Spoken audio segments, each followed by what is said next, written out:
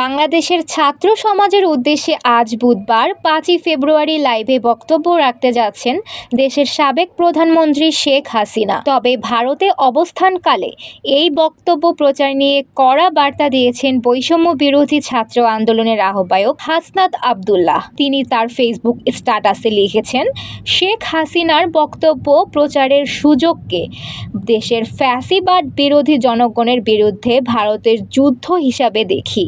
গতকাল 4 ফেব্রুয়ারি মঙ্গলবার রাতে ফেসবুকে দেয়া এক স্ট্যাটাসে হাসনাত আব্দুল্লাহ আরও বলেন, এই বক্তব্য প্রচার বাংলাদেশের জনগণের পক্ষে বিপজ্জনক হতে পারে।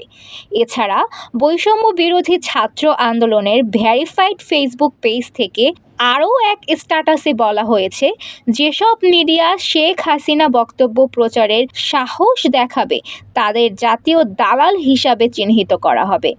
এই পরিস্থিতি রাজনৈতিক মহলে নতুন আলোচনার সৃষ্টি করেছে এবং বিষয়টি দেশব্যাপী ব্যাপক আলোচনা সমালোচনার জন্ম দিয়েছে। ফাল্গুনী আরা, তরঙ্গ টিভি।